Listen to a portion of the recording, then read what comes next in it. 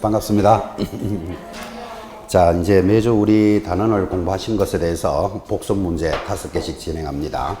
자, 지난주에 많은 이야기를 했습니다. 한 3시간 정도 수업이 진행되었는데, 지난주 했던 수업 중에서 가장 중요했던 말이 뭡니까 하면 자격증을 취득하기 위해서는 꼭 결석하지 마세요 라는 게 제일 중요했습니다, 사실은. 그리고 본 수업에서 복습 문제도 들어와 있지만 제1조 목적, 그리고 제2조는 용어의 정의, 3조 중개대상물에 대해서 공부하셨습니다. 그것에 대해서 가장 중요한 것들, 또 꼭 새겨야 될 부분들을 복습 문제로 진행해 봅니다. 자, 지금 자료 가지고 계시죠? 1번 문제입니다. 자, 1번.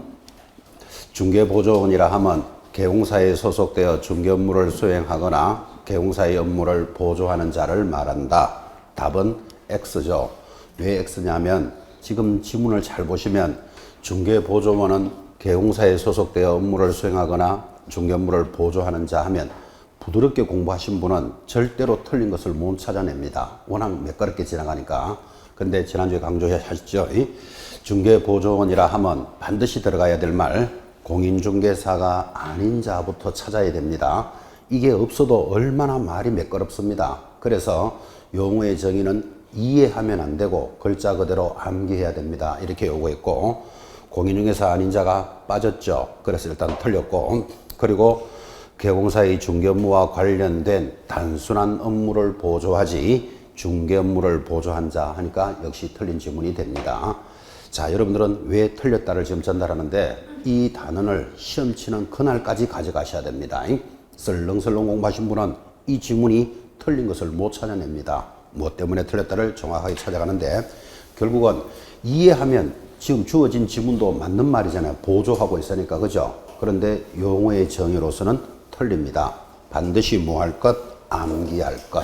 암기할 때 뭐가 주의해야 된다라는 것을 전달하고 있습니다. 굉장히 시험에 잘 올라왔습니다. 자, 두 번째 문제입니다. 중개의 정의에는 중개대상물에 대한 저당권 등의 담보물권도 포함되는데, 따라서 타인의 의뢰에 의하여 일정한 보수를 받고 저당권의 설정에 관한 행위를 알선을 업으로 하는 경우에도 중개업에 해당한다. 답이 O죠. 아주 중요한 판례가 하나 붙었습니다. 자, 우리가 지난주에도 공부했지만 중개의 정의에는 중개라는 표현에 대해서 그림을 그렸습니다. 갑이라는 사람이 아파트를 가지고 있습니다. 집같이 보입니까? 그래서 집을 가지고 있는 사람을 매도인, 팔고자 하는 사람입니다. 이 물건을 사고자 하는 을을 매수인 그럽니다. 여기에 A라는 개공사가 드디어 중개를 합니다. 자, 그러면 여러분들은 중개라는 정의는 잘 모른다 치더라도 그림은 이해하겠습니까? 물건을 파는 사람, 매도인, 사는 사람, 매수인 사이에 개공사가 거래를 알선하는 게 중개입니다. 그래서 우리 법에서 중개라는 것은 중개 대상물에 대하여, 이 물건이 주로 부동산이겠죠. 자동차, 비행기 이런 거 중개하지 않습니다. 드론 이런 거 중개하지 않습니다.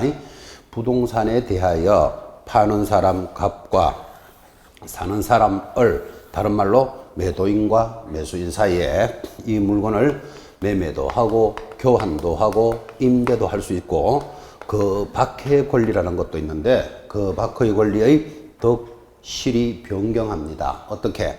매수자가 대금을 납부하면 이 사람의 소유권이 이렇게 넘어오는 것을 우리는 매매라고 부르잖아, 그죠? 집을 사고 팔았다.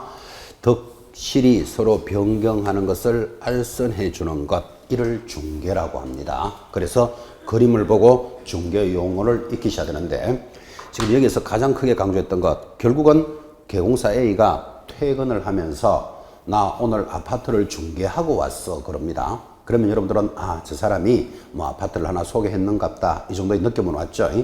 그러면 아파트를 중개하고 왔다 할 때 중개는 그 사람의 아파트를, 물건을 포장을 해가지고 사는 사람 집까지 물건을 전달하는 겁니까? 권리를 넘기는 겁니까? 권리를 덕실 변경해주고 수수료를 받습니다. 그때 권리가 무슨 권리냐 하니까 매매, 교환, 임대차, 이를 채권적 권리다. 이렇게 민법에서 이제 공부하게 됩니다. 채권적 권리와 그 밖의 권리의, 그럼 채권 말고 또 그 밖에 뭐가 있다는 뜻이잖아. 그죠? 그래서 그 밖의 권리는 판례에서 뭐라고? 저당권 등 담보물권도 포함된다는 게 판례의 성질입니다. 자, 지금 이제 막 수업 시작하시면서 판례 또 뭐 저당권 이런 이제 어려운 말이 행여나 들리더라도 여러분들은 저당권을 중개할 수 있다. 이거 기억하셔야 됩니다. 아주 시험에서 잘 나오는 것들입니다. 그리고 이 지문들은 앞으로 여러분들이 꾸준히 만나게 될 겁니다. 시험 칠 때까지. 자, 그러면 지금까지 했던 이야기를 다 정리하면 중개의 대상에는 저당권도 포함한다. 이거 하나 기억하셔야 됩니다. 그래서 답이 O 이렇게 돌았습니다. 자, 그 다음 이어지는 지문입니다. 판례 번호까지 제시했죠. 자, 그 다음 이어지는 단은 OX 문제로서 세 번째 지문이 주어져 있습니다. 공인중개사라 하면 역시 용어의 정의고 지난주에 굉장히 강조했습니다. 이 법에 의한 공인중개사 자격을 취득한 개업 공인중개사를 말한다. OX, X입니다. 왜 X입니까? 공인중개사라 하면 이 법에 의해서 자격을 취득한 자, 딱 끊어져야 되지. 자격을 취득한 개업 공인중개사 그러면 틀립니다. 그래서 공인중개사라는 정의는 여러분이 너무나 단순하잖아. 지금 공인중개사 공부하러 오신 분들이잖아. 그죠? 그러면 이거를 이해하고 있으면 자격을 취득하고 중개업을 하는 사람 또는 자격을 취득하고 뭐 부동산을 소개해 주는 사람 등등에 관한 내용들이 굉장히 자주 출제되는데 우리가 이해를 하면 그 말이 맞지. 크게 틀린 말은 아니잖아. 그죠? 시험으로는 틀립니다. 그래서 용어의 정의는 글자 그대로 암기할 것 이렇게 전달했고 공인중개사라 하면 정확하게 뭐라고요? 자격을 취득한 자 정확하게 가셔야 됩니다. 자격을 취득하고 부동산을 소개하는 사람 등등등 틀리게 굉장히 자주 출제했습니다. 그래서 지난주에도 공부하면서 이 용어의 정의는 암기를 해야 되니까 공인중개사부터 여러분에게 먼저 전달했습니다. 우리가 그냥 설렁설렁 공부할 때는 시험에 합격한 자를 말한다 하면 맞는 말이잖아 이게. 그죠? 근데 합격한 자가 아니고 법에서는 뭐라고 돼 있다? 취득한 자 정확하게 따라가셔야 됩니다. 그래서 답은 X. 왜 틀리느냐 하는 명들을 익히고 계셔야 되겠습니다. 자, 네 번째 문제입니다. 네 번째, 중개대상물에 대해서 걸었는데 건물은 중개할 수 있죠. 그리고 지난주에 제가 묻기를 지금 밖에 있는 개공사들이 어떤 물건을 제일 많이 중개할까요? 하면 바로 나오는 말 아파트 이런 말 하잖아. 그죠? 아파트가 건물이잖아. 뭐 주택, 빌라, 원룸 이런 것들이 중개대상물이죠. 자, 그때 중개대상물로서의 건물에 대해서 문제를 물었습니다.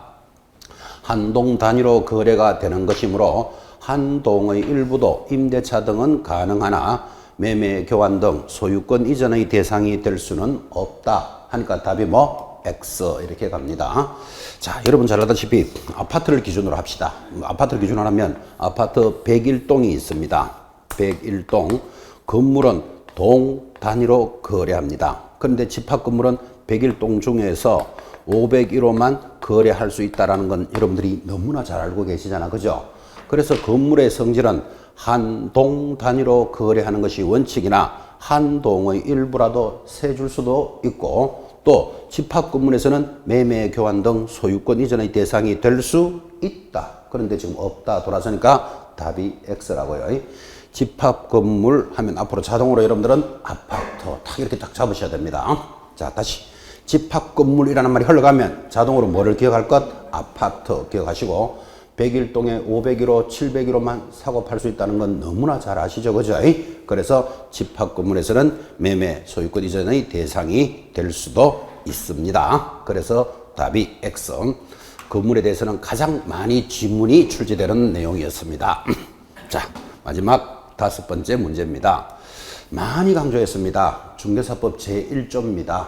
1조가 뭐라고요? 목적인데 공인중개사법의 제정 목적은 공인중개사의 전문성을 제고하고 부동산, 중개업을 건전하게 육성합니다.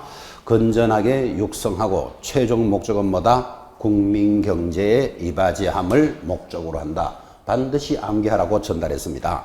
이 제1조 목적은 지금까지 12번 정도 출제가 됐습니다. 그러면 30회 시험이 막 끝났는데 12번이 출제됐다. 이 말은 조금 과장하면 두 번 칠 때마다 한 번씩 나왔다고. 그 정도로 자주 나오는 단원이었습니다. 그래서 글귀 하나, 문구 하나, 자수 하나를 정확하게 기억하셔야 됩니다. 그래서 공인중개사의 전문성이지 개업 공인중개사 이렇게 슬쩍 틀리게 들어옵니다. 그 다음 공인중개사의 전문성이 제고되면 부동산 중개업을 어떻게 한다? 건전하게 육성하는데 여러분이 건전하게 지도하고 이러면 틀리는 걸 찾아낼 줄 알아야 된다고요. 지도도 해야 되겠죠. 건전하게 지도하고 감독하고 이런 말 들어가면 다 X예요. 육성하여 최종 목적은 뭐다? 국민경제에 이바지함을 목적으로 합니다. 이것도 국민의 재산권 보호에 기여한다. 이런 유사 표현에 주의하셔야 되고 부동산이라는 말만 뜨면 나오는 말이 투기를 억제하여 이런 말 들어오면 설렁설렁 공부한 사람들은 그게 맞는 걸로 보인다니까 지금 그죠? 투기 억제 이런 말이 없잖아요 이게 지금 그죠? 그래서 주어진 지문을 정확하게 체크하셔야 됩니다. 그래서 중개업을 건전하게 육성하고 국민경제에 이바지함을 목적으로 하는데 얼마나 전달하고 싶었으면 내년에 여러분들이 자격증을 취득해서 드디어 중개사무소를 차리시면 사장님이 되죠. 그러면 친구들에게 야, 나 개업했다 하고 개업식을 할 때 친구가 와서 야, 개업을 축하한다. 시험 친다고 고생도 많이 했지. 그러고는 뜬금없이 이 업을 하는 최종 목적이 뭔데? 하면 뭐라고 대답해야 된다? 국민경제에 이바지한다. 개업 인사말까지 전달했습니다. 그렇게 대답하면 그 친구는 무슨 생각한다 그랬죠? 맛이 갔구나 이렇게 생각한다 그랬죠. 공부하러 다닌다고 가방 들고 강남인지 어딘지 다니다가 드디어 최종 목적이 뭔데 하니까 국민경제에 이바지한다 이러고 있으면 맛이 갔다고 생각하고 냉수 또 와서 참 냉수 마시고 정신 차리고 다시 물어본다. 최종 목적이 뭔데? 그래도 뭐라고 대답한다? 국민경제에 이바지한다. 배운 게 이거잖아 지금 그죠? 최종 목적은 익히라고 전달했습니다. 친구가 세 번째 묻습니다. 인상 팍 쓰면서 다시 말해봐라. 개업을 하는 최종 목적이 뭔데? 그때는 뭐라고 대답하죠? 돈 벌라고. 거기까지 기억해 놓으셔야 돼요. 세 번째도 국민경제에 이바지한다라고 하고 있으면 병원에 실려간다 그랬죠. 개업식 못하고. 그래서 최종 목적 하나만이라도 익히셔야 됩니다. 이렇게 전달했던 시간이었습니다. 시험 치는 그날까지 익히셔야 될 단어입니다.